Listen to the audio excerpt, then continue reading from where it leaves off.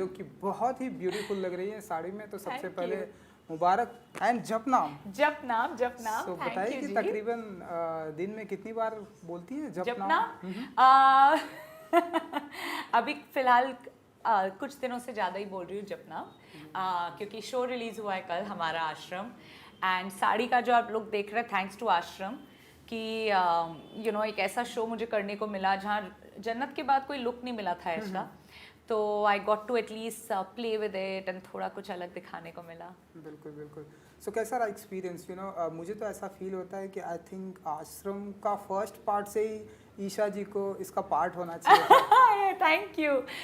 वो तो खैर आपकी और मेरी दोस्ती भी है, तो आप हमेशा ऐसा सोचेंगे, वो आपका प्यार है, थैंक यू। बट बहुत अच्छा रहा। I think I was very happy and lucky कि मैं भी ये चाहती थी कि पहले सीजन से मैं होती, मगर ये भी खुशकिस्मती है कि देखिए पहले 2 सीजन जब आए भी किसी को पता भी नहीं था कि आए हैं आश्रम, बट लॉकडाउन में उसका वर्ड ऑफ माउथ इतना हुआ, सबने बोला कितनी अच्छी सीरीज है। मैंने भी ऐसी देखी, आपको सच बताऊं, मैं अरे देखूं तो क्या है ना, I was like wow what a series. Unfortunately पहले 2 में नहीं थी, बट फॉर्चुनेटली प्रकाश सर ने देखा कहीं कि कहाँ जो कैरेक्टर है सोनिया को ऐड कर सकते हैं, बिकॉज एक ही नया कैरेक्टर है जो अब आया है नेक्स्ट सीजन्स में, वो है मेरा कैरेक्टर सोनिया का।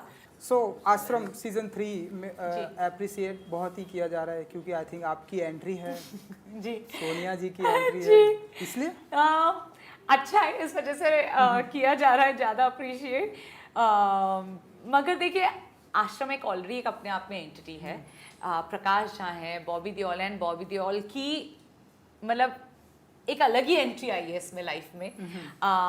उनके बिना आश्रम दिखता नहीं है मुझे होते हुए, एंड थैंक गॉड कि मुझे एक एक कैरेक्टर ऐड हो पाया, क्योंकि एक चाहिए था सोनिया जैसे आई है, सोनिया चाहिए थी कुछ मिर्च मसाला लाने, अपनी कुछ और ही वो तरकीब, अपनी कुछ और ही वो प्लानिंग कर रही है, एंड एक और ग्रे कैरेक्टर ऐड हो गया स्टोरी में ना, ताकि स्टोरी भी, क्योंकि सीरीज का क्या होता है आपको कुछ ना कुछ नया लाना पड़ता है हमेशा ताकि स्टैग्नेंट ना हो जाए।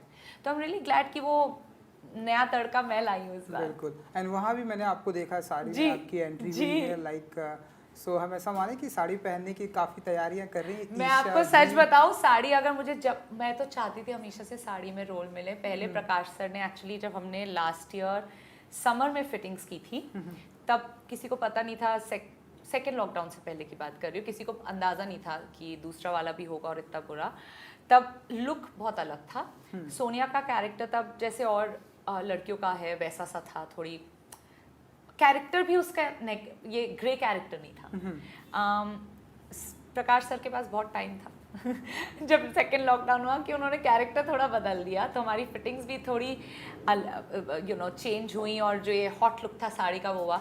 और मैं तो हमेशा सर को बोलती हूँ, आप बिलीव नहीं करेंगे, मैं यूरोप में भी होती हूँ, कितनी बार मैं बस अपनी कॉटन की साड़ी पहन के स्पोर्ट्स शूज के साथ दिन में निकल जाती हूँ, एंड जब जाती हूँ नो मेकअप नथिंग, कुछ नहीं करके लोग ऐसे ही पागल हो जाते हैं सड़क पे, because for them Indian beauty is something else.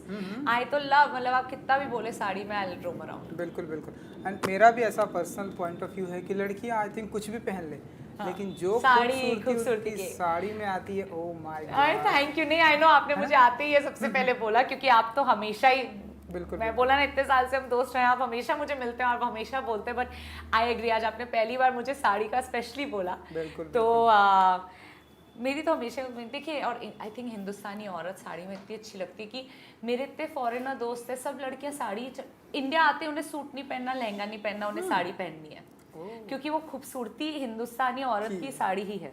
बिल्कुल। और जो बहुत सारे राज मेरे पास है, आई डोंट नो लोगों को पता है कि नहीं, कि आपको तो बहुत सारे बच्चे भी चाहिए, तो उसकी बातें करनी है, आप बताइए, आई डोंट नो। अगर देखिए, अगर मैं टाइम से शादी कर लेती, चाहे वो मैं काफ़ी ज़्यादा बच्चे करने की इच्छा में थी, चाहे वो मिक्स एंड मैच होते कि खुद से कर लिए, अडॉप्ट कर लिए, सरोगेसी, बिकॉज बच्चे होते हैं। मुझे मतलब जब तक बच्चे को घर मिल रहा है, अच्छी अपब्रिंगिंग मिल रही है, अब वो आपका होता है, जैसे आप जब पेट भी लेते हैं, हम तो पैदा नहीं करते, मगर वो आप मेरे लिए वही बच्चे हैं मेरे, तो वो सेम हो जाता है। बट इट्स जस्ट अब लेट हो गई, वरना मैं तब भी चाहूँगी कि एटलीस्ट 3-4 बच्चे मिनिमम। वो बोलना मेरा ठीक हमेशा, मुझे बच्चों का हमेशा से शौक रहा बिल्कुल, है। बिल्कुल। मैं किसी को मिलती भी और कोई मुझे बताता है यार ये मेरा भी बच्चा हो, मैं सबसे, वो क्या बोलेंगे, मैं खुद बोलती हूँ प्लीज पिक्चर दिखा दो। तो वो कुछ कुछ का होता है ना, वो हमेशा से रहा है मुझे कि शादी बच्चे, अब वो जब होगा वो तब का तब देखेंगे। बिल्कुल, आई विश कि जल्दी होगा एंड आई विश कि आपके पास पूरी इंडियन क्रिकेट टीम होगी। वो तो नहीं हो, बट आई विश कि पहले शादी हो जाए फिर बच्चे हाँ, पे आ हाँ, जाए। बिल्कुल, बिल्कुल, बिल्कुल, बिल्कुल। तो आई रियली होप भगवान पहले शादी कर दे। बिल्कुल। तो चलिए हम अपने आश्रम 3 पे आते हैं। जब जी। मैंने प्रकाश जी से बात की, उन्होंने भी ऐसा कहा, ऐसा कहीं ना कहीं माना कि यार मुझसे ऐसे गलती हो गई। फर्स्ट पार्ट से मुझे ईशा जी को कहीं जी। ना कहीं रखना चाहिए था। जी। तो ऐसे डायरेक्टर का जब ऐसे कमेंट्स जी। आता है तो क्या फील करती हैं ईशा जी? बहुत अच्छा लगता है। बस अब आपने बोला, अलग बात यह है कि मैं प्रकाश सर को फ़ोन करके बोलूँगी क्यों नहीं लिया आपने क्यों मुझे। नहीं लिया? नहीं, मगर देखिए जब मैंने आपको बोला, जब पहले तो पार्ट देखे तो मुझे खुद से लगा हाय, आई विश प्रकाश सर ने ये शूट किया, मुझे ऐसे शो के लिए क्यों नहीं बुलाया, किसी कुछ मुझे दे देते करने के लिए। और जब सर ने मुझे एक्चुअली कॉल किया ना, लाइक सर मैं आपको बताऊं, मैंने शो देख कर ही सोचा आप मेरे बारे में क्यों नहीं सोचते। सोचे? बट सर ने वही बोला कि बेटा इस सीजन में जो ये कैरेक्टर, और उन्होंने मुझे बोला बेटा छोटा सा कैरेक्टर है, मैं तो सोच भी नहीं रहा था मतलब कि तुम करोगे, मगर मैं तब भी सोचता हूँ कि तुम सोनिया कर पाओगे, तुम सूट करोगे, तुम करोगे क्या। और मैंने सर को छुट्टे बुलाया, सर सब छोड़ो, हमें कुछ और बात करनी नहीं है, आपको अगर लगता है fit in Sonia, I want to be a part of आश्रम।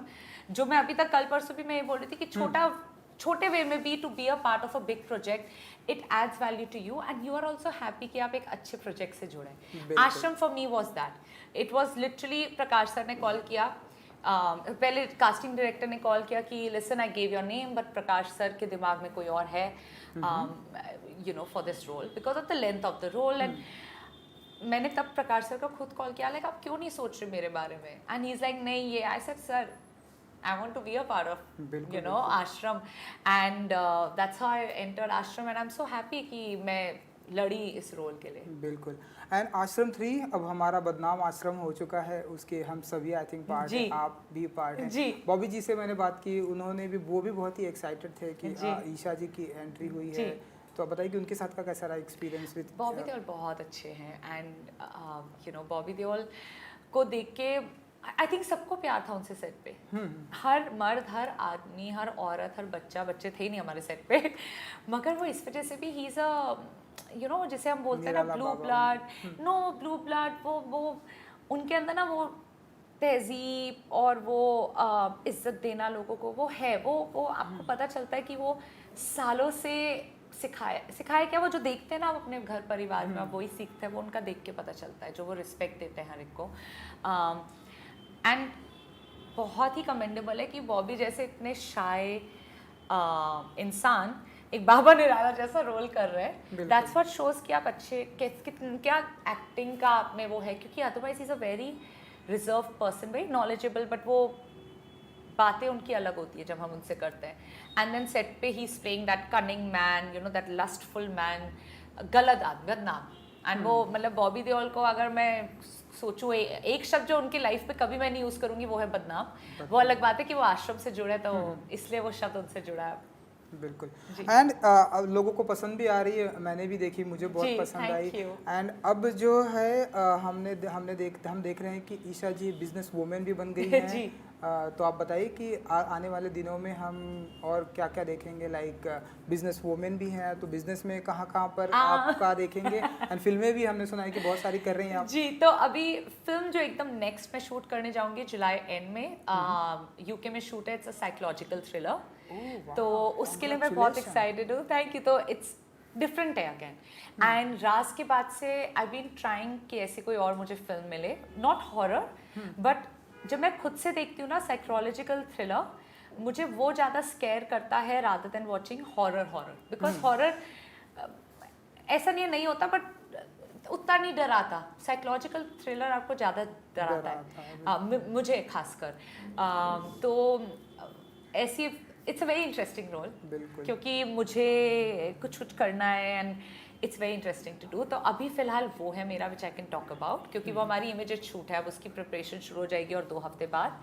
एंड बिजनेस में there are few things that I am doing.